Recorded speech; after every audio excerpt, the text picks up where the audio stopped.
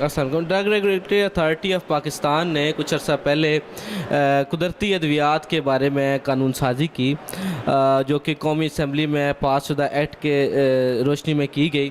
تو اس میں جو ادارے تھے جو ہربل ادویات اور الٹرنیٹیو میڈیسن تیار کر رہے تھے، ان کی رجسٹریشن اور انلسٹمنٹ کا فیصلہ کیا گیا. اس حوالے سے ایک ڈویژن بنایا گیا، health and OTC division drug regulatory authority میں. تو اس کی جو 1.5 سال کے اندر جو کارکردگی رہی ہے، اس کا احوال جانتے ہیں ڈاکٹر نور مہر صاحب. تو ان سے پوچھتے ہیں کہ اس ضمن میں ڈرائیو کی کیا کارکردگی رہی ہے. جی بسم اللہ الرحمن الرحیم. ڈرگ ریگولیٹری اتھارٹی نے، میں سمجھتا ہوں کہ جب سے قیام پذیر ہوئی ہے 12 نومبر 2012 سے، تو ان کا سب سے مثالی اقدام جو ہے نا، وہ ڈرگ سیلز خاص طور پہ جو SRO 412 آیا ہے، اور جس میں الٹرنیٹیو میڈیسنز، ہومیو، ہربل اور اس کے علاوہ ڈس انفیکٹنٹس اور دوسری جو الٹرنیٹیو میڈیسنز ہیں، اس میں ساری جو ہے نا کور کی ہے انہوں نے. تو اس میں خاص طور پہ اس سے پہلے جو اگر ہم تھوڑا اس سے بیک گراؤنڈ پہ جائیں تو ہربل ادویات اس سے پہلے جو ہے پاکستان میں انتہائی جو ہے نا خراب حالات تھے، گلی محلوں میں یہ جو مسائل تھے.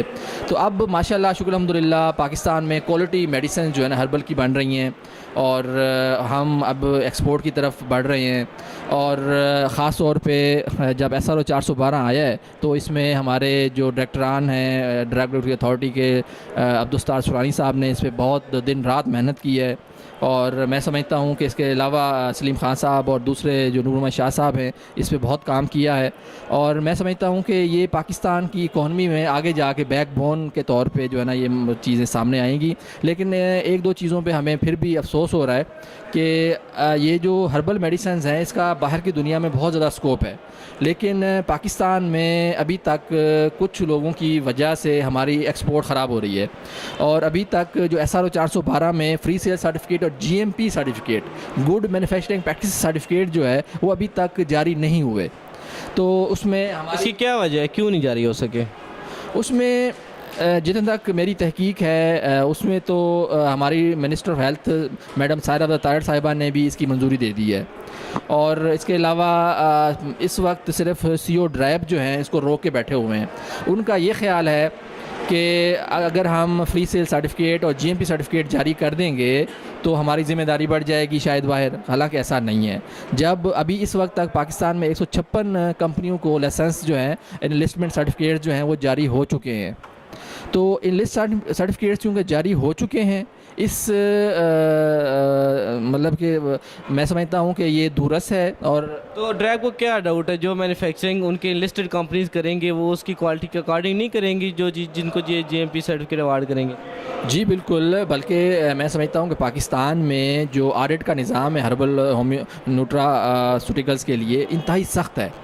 اور جتنے بھی انسپیکٹرز ہیں انہوں نے انتہائی محنت سے اور جانفشانی سے جو ہے انہوں نے ایلوپیتھک فارماسیوٹیکل سٹینڈرڈز کے مطابق ان کی جو ہے نا کمپلائنس کی ہے. ان کی فارماکوگنوسی لیبس کو چیک کیا ہے، ان کی انالیٹیکل لیبس کو چیک کیا ہے، مائکرو لیبس کو چیک کیا ہے. لیکن یہ محض جو ہے نا غلط خیال ہے کہ ان کی ذمہ داری بڑھ جائے گی. یہ SRO 412 کی بھی زیادتی ہے، اس ملک کے ساتھ یہ زیادتی ہے. اگر CO ڈرائیو صاحب اس کی اجازت نہیں دے رہے تو ہم ہربل کے لوگوں کے ساتھ انتہائی زیادتی کر رہے ہیں.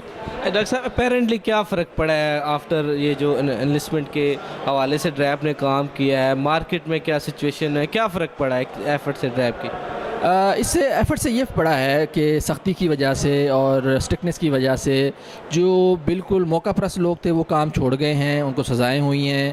اور گلی محلے میں جو پروڈکشن تھی وہ ختم ہو گئی ہے. اور ابھی صرف جو پروفیشنل لوگ ہیں جو ہربل کو سمجھتے ہیں، نیوٹراسیوٹیکل کو، ہومیو کو، آیورویدو کو، یونانی کو، طبی کو، کاسمیٹولوجی کو سمجھتے ہیں، طبی یونانی کو، وہ اب اس میں ہیں.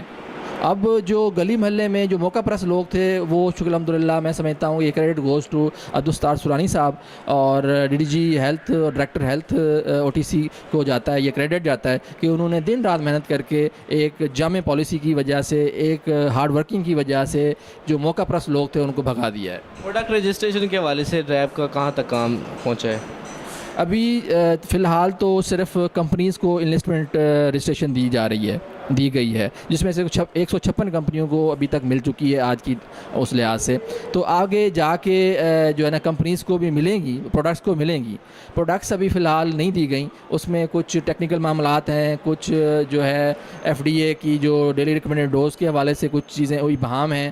تو ابھی کیونکہ یہ نیا کام ہے، تو میرے خیال میں جس طرح عبدالستار سورانی صاحب کام کر رہے ہیں، محنت کر رہے ہیں، تو بہت جلد جو ہے ادویات کی بھی انویسٹمنٹ جو ہے وہ جاری ہو جائے گی. بہت شکریہ ڈاکٹر صاحب. جزاک اللہ.